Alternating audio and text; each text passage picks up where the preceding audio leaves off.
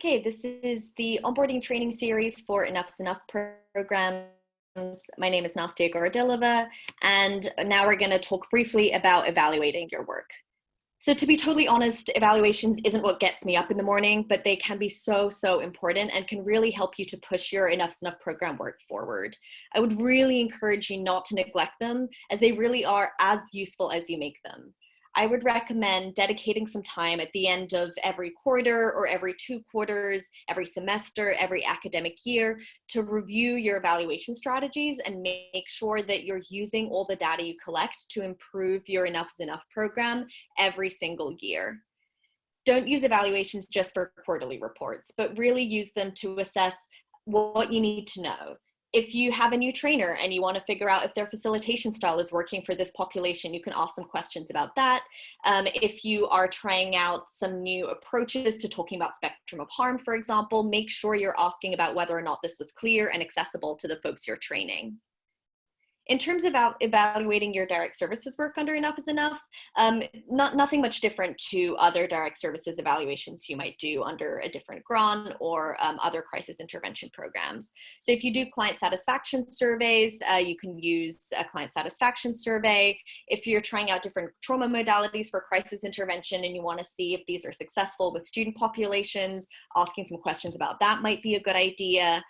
Asking some questions about warm referrals can also be smart, either in terms of reaching session limits with you as the Enough is Enough provider, or if they were referred to you by their campus counseling center or their Title IX coordinator, for example.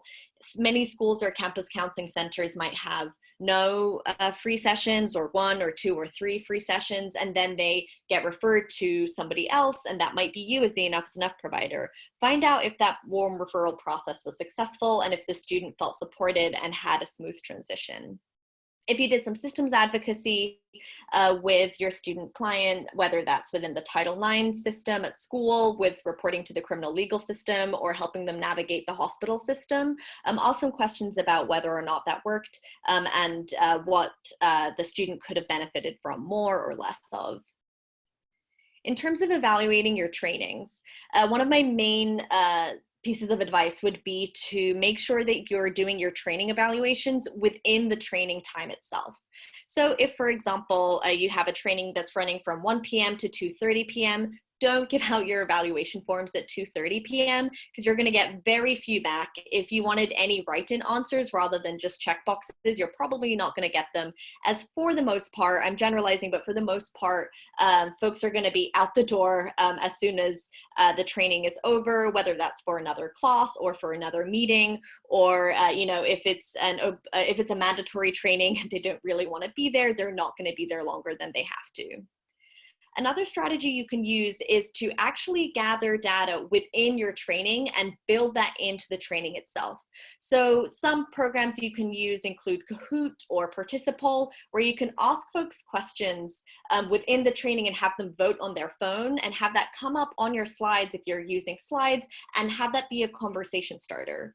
You can actually also use this as some sneaky pre-post test questions. So if you ask about knowledge level or whether or not somebody would think X behavior is an example of sexual harm under the umbrella term of sexual violence at the beginning and have students vote, and then ask a similar question at the end, and then later afterwards when you get back to your office, gather that data and see if there's been any changes in students' level of awareness or knowledge or skills.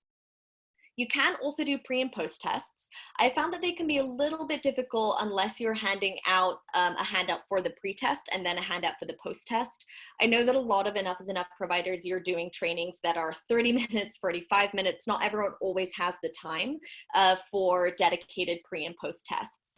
If you're doing a longer training or if you're doing a multi-dosage series of prevention trainings, I would definitely recommend putting together a pre-post test.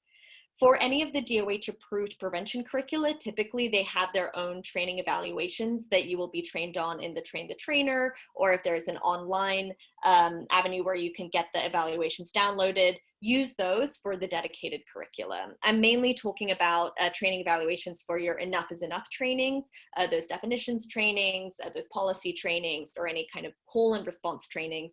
If you're not sure what I'm talking about, have a listen to the Primary Prevention and Trainings webinar clip.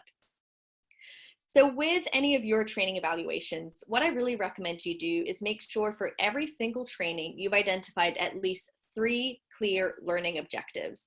And then you can ask folks on a kind of Likert scale, strongly agree to strongly disagree. After this training, I feel able to name, for example, 3 concrete barriers that a survivor might face to reporting. If that was one of your learning objectives to a training on supporting a survivor, for example. That way you can really get some clear data as to whether or not your intended goals are being met in the training. The thing that I would really encourage you not to forget to do is actually look at your evaluation forms. So like I said, dedicate some time at the end of every semester or every academic year and look back and see whether on the whole, or for the most part, the learning objectives of each of your trainings are being met according to the evaluation forms you've collected. If they're not, take a look at which ones you're missing and try and tweak those sections of the training to see how they could be more successful. You could use a student focus group or working with other students you've built partnerships with to test out whether or not these tweaks are actually effective in addressing the issue or wherever you were missing the mark. Don't forget that students are going to be able to give you the best feedback about working with students and engaging with students and whether or not this is relevant and accessible. The same goes to say for if you're doing a training for faculty or for staff or the campus counseling center folks, whomever you're training. One other tip I would suggest is including a question about what other populations or what other group on campus could benefit from a training of this ilk or another training related to sexual assault or Enough is Enough. I talk about this in my strategic programming section. But if you're struggling to, for example, convey to the Title IX coordinator that the faculty at this school could really use a refresher course on sexual harm, the spectrum of violence, working with LGBTQIA+ folks, or responding to a disclosure, and the Title IX coordinator is really kind of not budging to make this happen with you, if you ask in your training evaluations what other populations or groups could benefit from a training such as this, and then when folks are filling it out, name some examples. Faculty, student leaders, campus safety, write down whatever you think.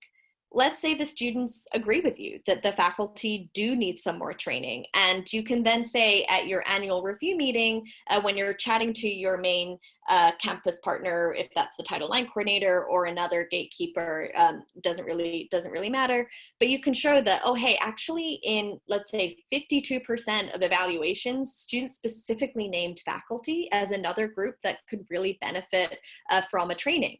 So let's talk about how we can make that happen. That way you're making sure that you're keeping pulse with what other groups you might be missing on campus and what other groups might benefit from a little bit more training. Essentially, don't ignore your trainings, try and dedicate some time. I would really recommend even blocking out 2 hours for your entire Enough is Enough staff to meet every year or at the end of every semester on your calendar and have it be a recurring meeting invite. That way you can really use that time to go through your training evaluations and return back to any of your trainings where the learning objectives weren't quite met, or where one of the learning objectives wasn't met, but the other 3 you've really managed to communicate.